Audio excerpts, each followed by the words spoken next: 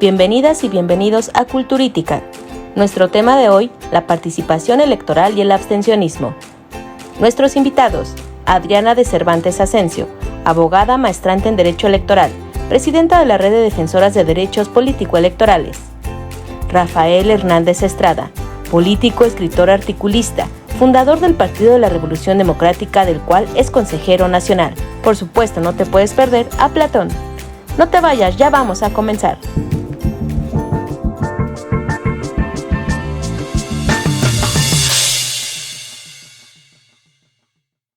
Hola, ¿qué tal a todas y a todos? Soy Adriana Leonel de Cervantes, soy abogada y política feminista, activista y defensora de derechos humanos de las mujeres. La Encuesta Nacional de Cultura Cívica, ENCUCI por sus siglas, realizada en 2020 por el INEGI, muestra que el 60% de las y los ciudadanos consideran que el voto es la única manera que tienen las personas para opinar sobre lo que hace el gobierno. ¿Qué inhibe la participación electoral de la población abstencionista, que en promedio oscila entre el 50%? Creo que la falta de participación en general de la ciudadanía no es de ahorita, ya tiene bastantes décadas y creo que se debe a que no se siente conforme con el gobierno en turno. Podemos hablar cuando terminó el PRI como partido hegemónico y que finalmente la gente por su hartazgo salió a votar y hubo esta transición al PAN, fue porque la gente estaba molesta, pero también además, después de tantos años que gobernó el PRI, mucha gente decía, bueno, es que ¿para qué voto si siempre es lo mismo?, ¿no? Entonces ha sido desidia y ya falta de importancia que le da la gente a su voto por considerar que aunque vaya y se tome la molestia, no cambian las cosas, no hay reivindicación de sus derechos y que bueno, finalmente también consideran que no tienen la confianza debida en las instituciones electorales y se habla de fraude electoral y demás, y lo podemos ver incluso hasta estas fechas, ¿no? Entonces, si los mismos partidos políticos y las mismas autoridades electorales se la pasan diciendo que no hay piso parejo y que no tienen confianza en las instituciones electorales, esto también provoca, e insisto, se viene dando desde hace décadas, que la ciudadanía diga, pues entonces, ¿para qué voy a votar si a lo mejor como con Bartlett, ¿no? Se va a caer el sistema o van a hacer alguna ilegalidad o van a seguir quedando los mismos o porque ningún partido, o de plano porque te dicen, porque ya me declaro apartidista, porque ningún político vale la pena y no me voy a tomar la molestia. La encuesta citada revela que solo el 10% de los encuestados asocia el derecho del voto como una de las características principales de la ciudadanía, lo que revela un bajo nivel de las y los mexicanos respecto al deber de votar. Pero el 62% de la población votó en 2018 y 52% en 2021. ¿Qué opinas al respecto? Creo que aquí podemos reiterar y continuar con la respuesta anterior. La ciudadanía puede votar ya sea por hartazgo, que fue lo que sucedió, por ejemplo, cuando ya no quisieron más al PRI, que dijeron vamos a salir a votar para terminar finalmente con este gobierno priista y entonces salimos a votar para cambiar por otro partido. Se cambia con el PAN sienten que tampoco les reivindica sus derechos y se viene otra elección y la gente sale a votar igualmente por un hartazgo, por un disgusto y se regresa al PRI, ¿no? Con Enrique Peña Nieto. Después de esto, igualmente es que se habla de corrupción, que no hubo cambios, que sigue siendo el mismo PRI de antes, etcétera. La gente vota con el estómago, sale a votar en 2018 por un cambio, por una supuesta izquierda, y es cuando vota por Morena, pensando que va a haber un cambio, que ahora sí se les van a reivindicar sus derechos. ¿Y qué sucede? Pues que ahorita también la gente se está dando cuenta que pues esa izquierda no es de izquierda y que tampoco está llenando sus expectativas. Entonces, lo podemos ver en las marchas que han realizado a favor del INE, a favor de las mujeres, todas las marchas que se han estado haciendo también para defender a las instituciones, que nos está hablando y que se está hablando de, nos vemos en 2024, la ciudadanía ya se dio cuenta del poder de su voto y a cómo ha amenazado a todos los partidos de decir, ¿sabes qué? Tú, partido oficialista, o tu alianza, o tu partido integrante de la alianza, si no estás incluyendo mis expectativas o mis derechos, no voy a votar por ti y a Morena te saco del poder, o a ti, alianza, no te apoyo. ¿Qué factores piensas que influyen para que la ciudadanía participe electoralmente? Tenemos aquí que verlo, creo que desde fundamentalmente dos aspectos. Hay una ciudadanía que puede participar yendo a votar para seguir manteniendo los beneficios que está teniendo con el régimen actual, y otra parte que está a disgusto y que quiere votar para tener un cambio. Hay mucha gente que va a salir a votar quizás porque te dicen, bueno, si no votas por nosotros vas a perder ayudas, vas a perder apoyos, ya no va a haber programas sociales. Creo que también hay mucho engaño hacia la gente en ese aspecto. Y por la otra, y además hay que tomar en consideración que esta parte que quiere, gran parte de la población que quiere seguir teniendo estos beneficios es debido al clientelismo y a las dádivas que se le están dando, y que se enfoca principalmente en gente en extrema pobreza. Pero quien ahorita ya se dio cuenta que no hubo cambio y que también quiere salir a votar porque no vieron mejoras, pues es, por ejemplo, la clase media, que la clase media se empobreció más y que no hubo como tal un ascenso, un cambio. Entonces, creo que se tiene que ver desde estas dos partes. Quien va a votar por mantener esos beneficios, que puede ser desde los que les llaman los supuestos ninis, o pueden ser personas de la tercera edad, o pueden ser personas en extrema pobreza que se les dan becas también, o que se les dan apoyos. Creo que esa es la base fundamental, la base dura del gobierno en turno, que va a votar a favor, y bueno, está toda la parte inconforme que votará en contra. La expectativa de cambio y el hartazgo ciudadano ante la corrupción llevó a las urnas al 62% de la población. Pero este cambio no se ha dado, ni se ha disminuido sustantivamente la corrupción. ¿Consideras que bajará la participación electoral en las elecciones presidenciales de 2024?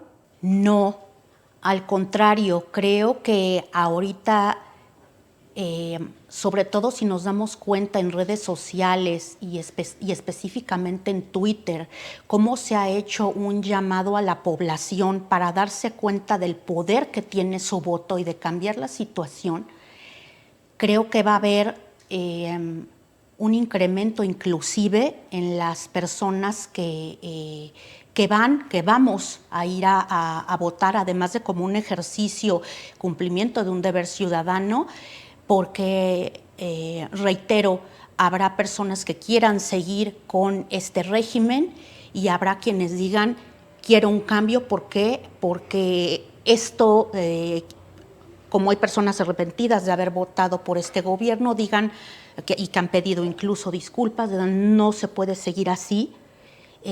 Yo no he visto beneficios. Creo que también ha habido una falta de inclusión de las demandas de diversos grupos de la población, como somos las mujeres, que somos más del 50% de la población, y además de las minorías, como lo es la diversidad sexual, ¿no? Entonces, Considero que no, que incluso va a haber un incremento tanto por el disgusto y el hartazgo de gran parte de la población por un régimen que no ha incluido a todos. Y bueno, quienes sí deseen, sí quieren que se quede, ¿por qué? Porque de alguna u otra forma se están viendo beneficiados y sobre todo gente que está en la extrema pobreza, porque considero que esto es lo que ha estado utilizando el gobierno actual para tener esta estructura, esta base de apoyo sólida. Además de amalgamar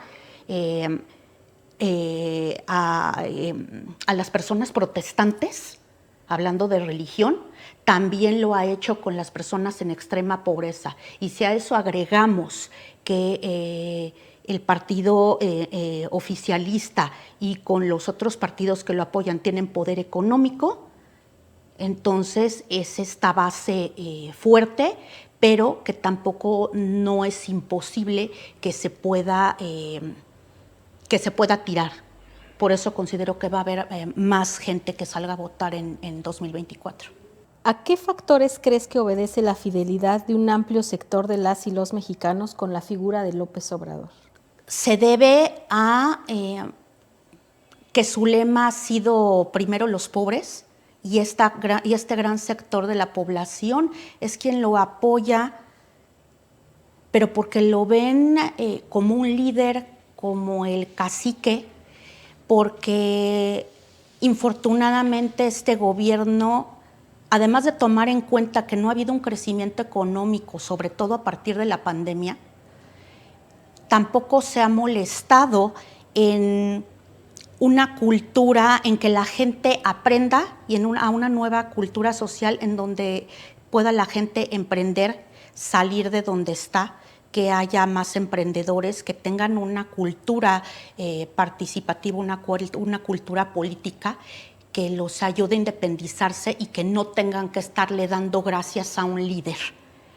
Eso creo que es de lo que se ha encargado el gobierno actual, y por eso tanta gente lo ve con tanta adoración, lo ven como un supuesto Mesías, y reitero, quien lo ve así es gente en extrema pobreza en su mayoría, porque dice que lo apoya un 60% de la población. ¿Pero por qué? Porque mucha gente en México está en la extrema pobreza, y además porque también hay un regreso de fundamentalismos, y uno de ellos es el religioso. Y si tomamos en cuenta que el protestantismo tiene gran poder en América Latina y que López Obrador ha logrado hacer equipo con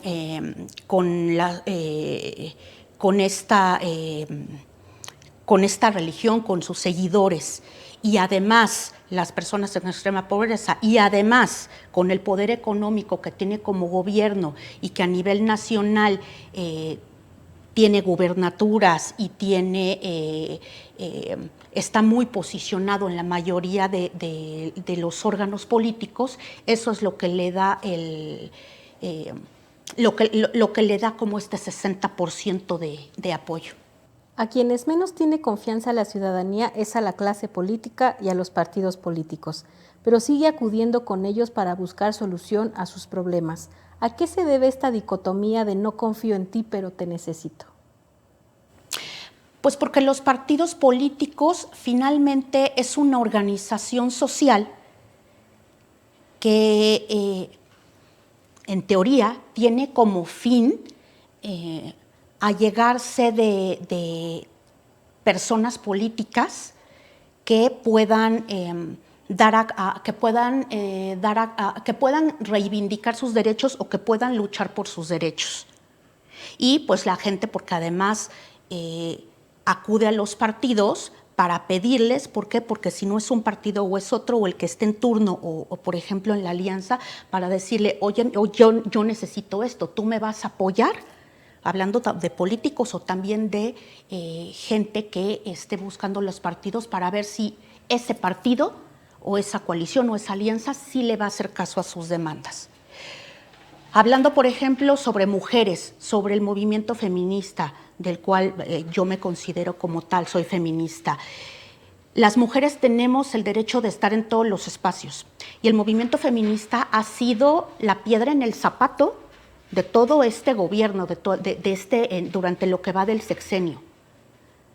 Pero para que las mujeres reivindiquemos nuestros derechos, porque nadie más lo va a hacer, y menos los patriarcas en un sistema heteropatriarcal, tenemos que estar en todos los espacios de poder para poder luchar por nuestros derechos, para hacernos oír y para que haya mujeres con poder en espacios de poder que defiendan nuestros derechos y que sigan una agenda de mujeres.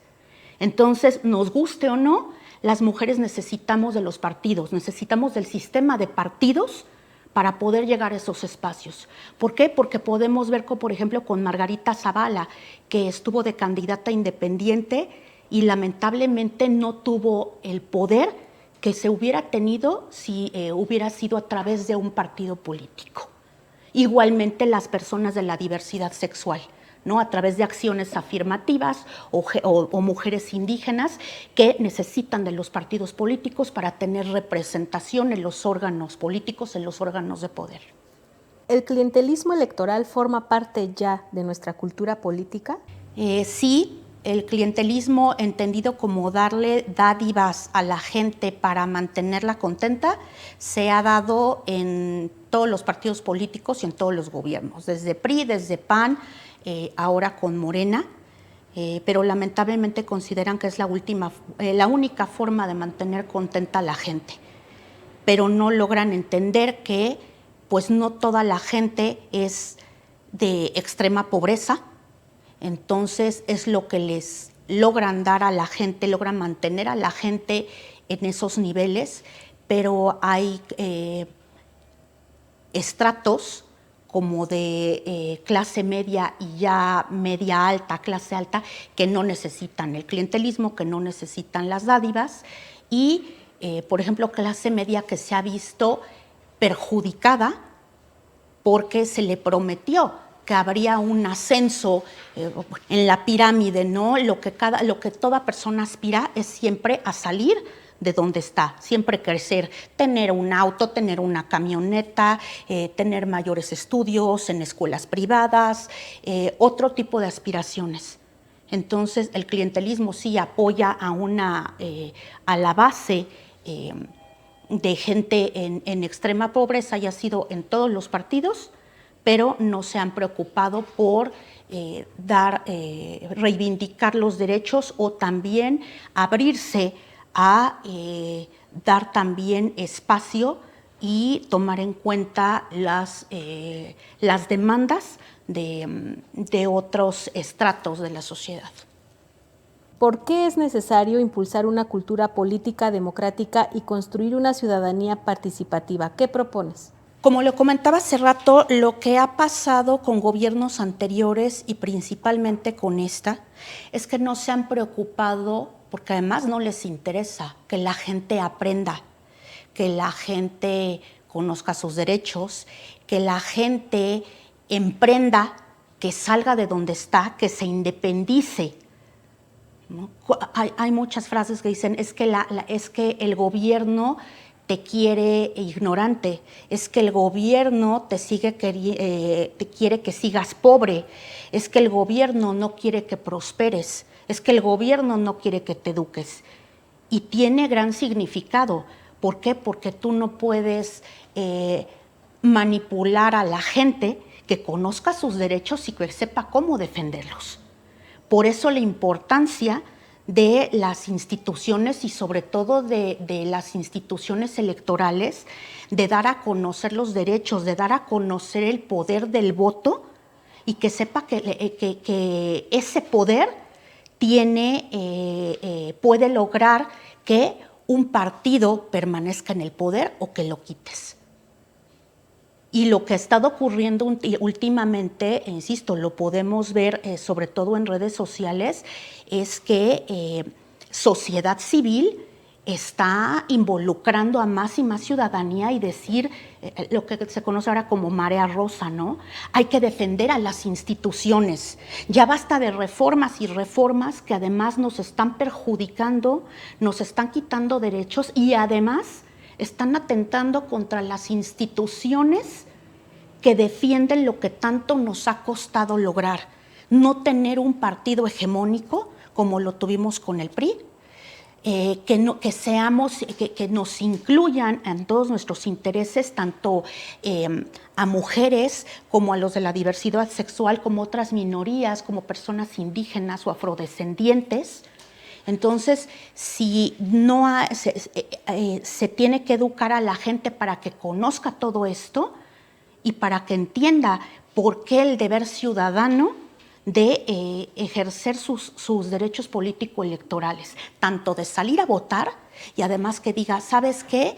Que a mí me interesa poner también mi granito de arena y no nada más quiero salir a votar, quiero también representar a la ciudadanía, porque si a mí me interesa luchar por mis derechos y no lo he logrado a través del voto, pues entonces me interesa quizás integrarme a un partido político para llegar a un órgano de representación y desde ahí luchar.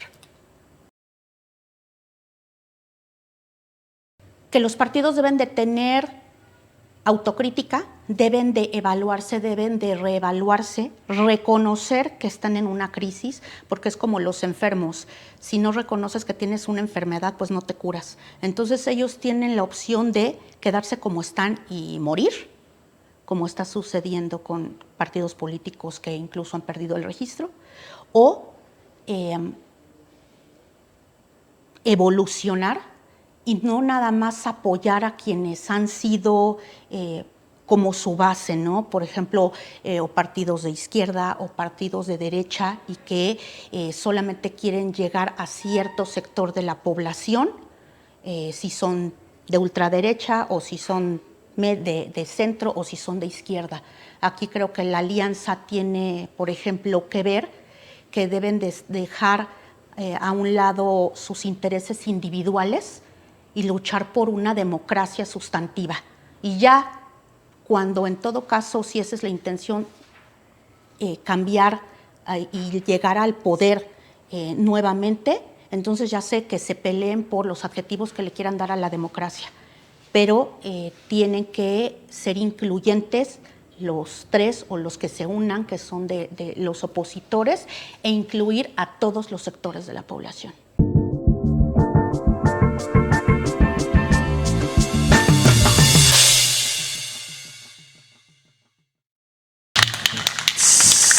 Platón. Sí, dime. ¿Pero ahora qué andas haciendo, Platón? ¿Qué no viste? Aquí meditando. ¿Y qué es lo que meditas, Platón? Que para poder desarrollarse y crecer, la ciudad necesita gobernantes que sean sabios y prudentes, de los guardianes que la defenderán de los ataques exteriores e interiores, porque son valientes, y de los productores. Estas son las tres partes de la ciudad justa. ¿Y las mujeres, Platón? ¿Consideras que forman parte de tu visión de ciudad justa? ¡Claro que sí! Entonces, ¿tú no eres machista, misógino? ¡Para nada! Bueno, ¿tú no has leído mi libro La República? Ahí fijo mi posición con respecto a las mujeres. Prefiero que tú me la platiques. Tú eres generación Z, X, Y. Todo les da hueva. Todo lo quieren en un TikTok. Yo soy de la generación millennials. ¿Y cuál es la diferencia? Luego te las digo, pero ahorita no te distraigas. Sígueme platicando lo que piensas sobre las mujeres y tu ciudad ideal. Pues mira, yo no hago distinción entre hombres y mujeres.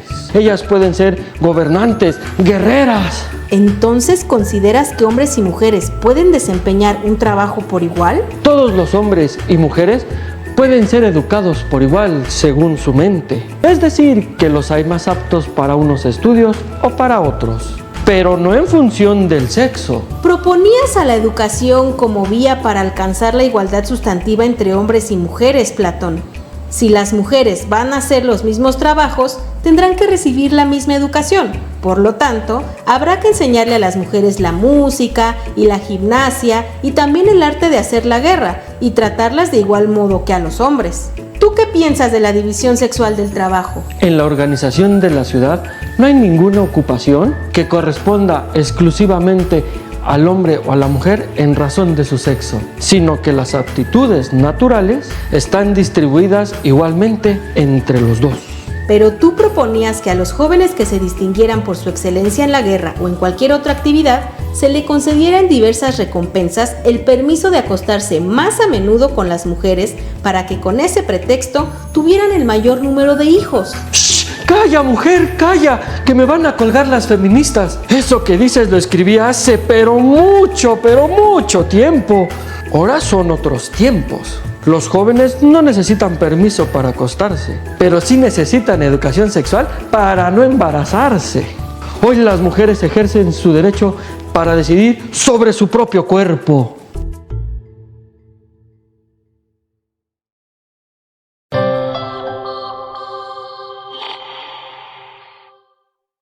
Parafraseando a Bobbio, la apatía política es un estado de indiferencia, extrañamiento, pasividad y falta de interés respecto de los fenómenos políticos. ¿Consideras que el abstencionismo es una forma de apatía política o de inconformidad política y cuáles son sus principales causas? Fundamentalmente es apatía. Es, como lo dijo Bobbio, es un estado de indiferencia en el que los ciudadanos que se abstienen no muestran interés en los asuntos políticos, los creen ajenos a ellos, creen que el ámbito político o en el ámbito político todos los políticos son iguales y por lo tanto pues no hay que respaldar a nadie y sea quien esté en el gobierno pues va a hacer lo mismo a ojos de estas personas que prefieren abstenerse. El porcentaje de abstencionistas que lo hace por inconformidad es muy pequeño. Generalmente el inconforme sale a votar.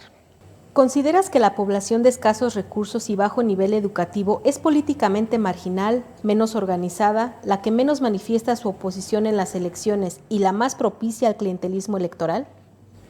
Bueno, la población que está en pobreza y en pobreza extrema es un número muy grande de las y los mexicanos. Es uno de los grandes problemas nacionales. Más de la mitad de la población está en pobreza o pobreza extrema. Y eso quiere decir que están marginados no solo de la política, sino están marginados de la educación, están marginados de la información, en general de la cultura, del arte, de todos los bienes sociales. Es una situación lamentable que es producto de una profunda desigualdad social, estructural, que vive México desde décadas, desde siglos, y que tiene unos efectos, sí, políticos. Si hay personas como muchas de las personas que están en pobreza extrema, la preocupación que tienen cada día es comer, alimentar a su familia. Esa es su preocupación y posiblemente en esa preocupación agoten todo su día. No van a tener tiempo, no tienen tiempo de reflexiones, de análisis, de debates de otro tipo, tampoco de debates relativos a la política. Si tuvieras que hacer una tipología del votante, ¿cómo describirías al votante obradorista y al de la oposición? Pues hay que reconocer que el votante obradorista en el 2018 particularmente, y también hay que decirlo en elecciones locales de los años siguientes, pues anhela un cambio. De hecho, gran parte del programa y del discurso y la narrativa de López Obrador ha explotado esta circunstancia a la que me he referido de la desigualdad social de México. Y lo ha explotado en términos de una mercadotecnia y de una narrativa expresada en sus mañaneras y también expresada en sus formas de hacer política. Esa frase de primero los pobres, esas otras frases de amor con amor se paga, asumiendo que él ama a los pobres y que los pobres le pagan, que sí lo dice, con amor. Y entonces él explota mucho esa narrativa. En el fondo es un recurso demagógico en lo fundamental. De hecho, hay que decir que el número de pobres,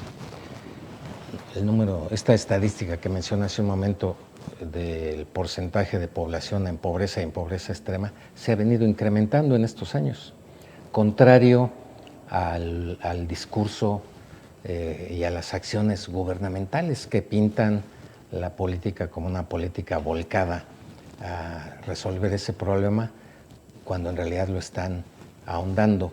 Pero hay muchas mexicanas, muchos mexicanos que todavía creen en el discurso que tuvo tanto éxito en el 2018, que López Obrador enfocó en favor de las personas en pobreza. ¿Qué papel juega en los procesos electorales las emociones? Son muy importantes. De hecho, lo vimos en el 2018, la explotación, ya me referí yo, del tema de la desigualdad en términos de privilegio para los pobres, pero también de amor, de amar a los pobres, como recurso demagógico.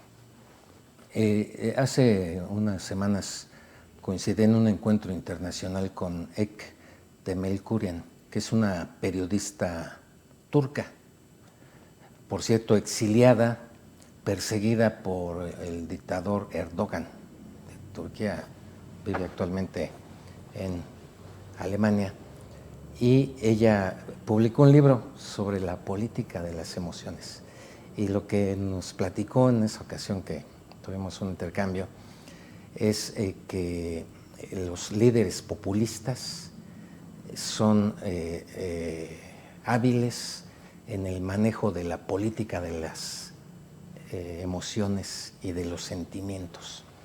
Explotar para su beneficio y para su dominio, muchas veces dictatorial, como en el caso de Turquía, o autoritario, como está sucediendo en el caso de México, explotan en su favor sentimientos como el odio, como el temor, como el coraje, para fortalecer su postura y su dominio, y que ella considera que es una de las grandes interrogantes de los demócratas, el cómo afrontar en ese terreno de las emociones a los líderes y al discurso populista.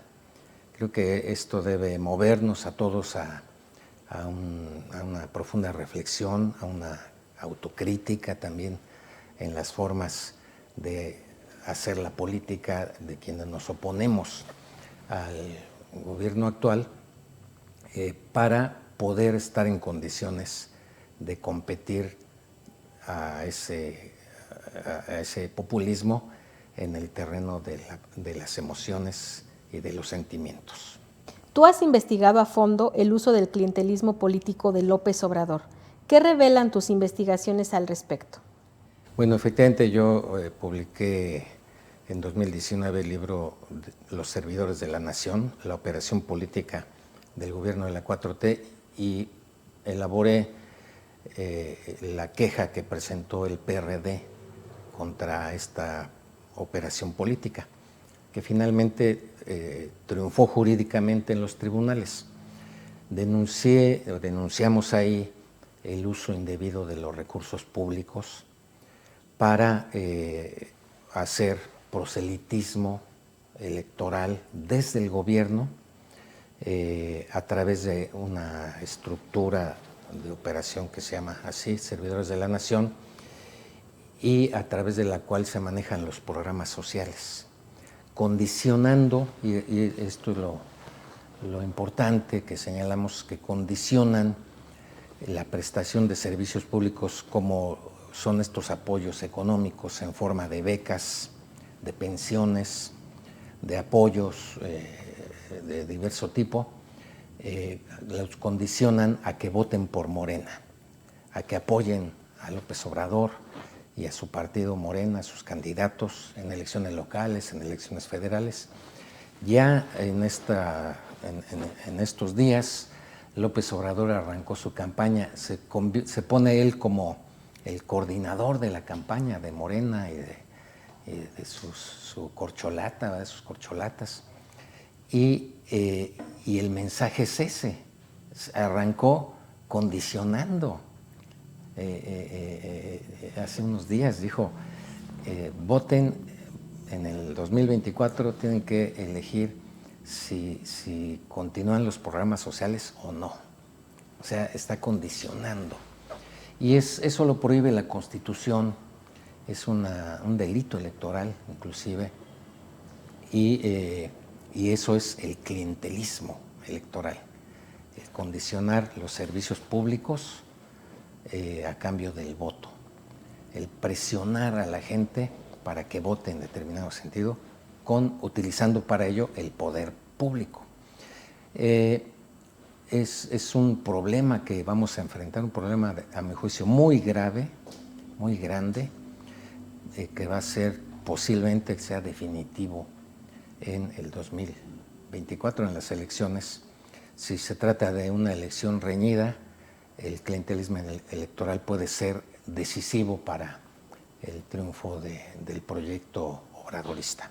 ¿Piensas que los programas sociales influirán en los resultados de las próximas elecciones? Pueden influir, pero también depende de cómo enfrente este problema la oposición. Si la oposición es reflexiva y creativa ante este problema, puede neutralizar esa operación clientelar. En primer lugar, hay que decir que hay algunos sectores de la oposición que condenan a los beneficiarios, como si ellos fueran los culpables del clientelismo electoral,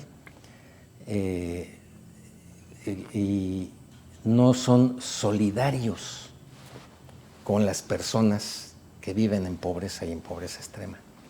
Yo creo que la oposición tiene que quitarse muchos lastres ideológicos, sobre todo de derecha, para entender el problema de la desigualdad en México, saber que en México es necesaria una política social que combata la desigualdad, que promueva la equidad, la igualdad de oportunidades para todas y todos en su desarrollo como personas, en su acceso a la educación, a la salud, al bienestar, y con base en eso hacer la crítica y la denuncia del clientelismo y decirle a los beneficiarios que los apoyamos en su lucha por salir de la pobreza, pero no les condicionamos y que nadie debe condicionarles electoralmente, mucho menos coaccionar su voto, que reciban todo lo que les den, pero que voten con libertad. Creo que si la oposición es capaz de entender esto y desarrollar una política general al respecto, se puede mitigar en mucho el operativo fraudulento de López Obrador. ¿Consideras que existen diversas culturas políticas en México y en cuyo caso, cuáles serían sus características comunes? Pues yo diría que en México la cultura política está muy rezagada. Pues las cifras de abstencionismo así lo muestran. Si en México participa el 50% de los electores en una elección, pues pudiéramos decir que la cultura política de los mexicanos está desarrollada al 50%. En una elección presidencial, como la que viene del 24, se eleva la participación al 60% o quizás un poquito más. Eso sucede en todas las elecciones presidenciales. 60, 62%, o incluso un poco más, pero no mucho más, ¿eh? En México nunca ha participado en ninguna elección más del 70% de los electores. Y eso habla de lo que comentábamos hace un momento, de una actitud de indiferencia, de apatía, y eso de lo que nos denota es una escasa cultura política. Quiero comentarte, creo que ya se terminó, me alargué, pero quiero comentar que hay una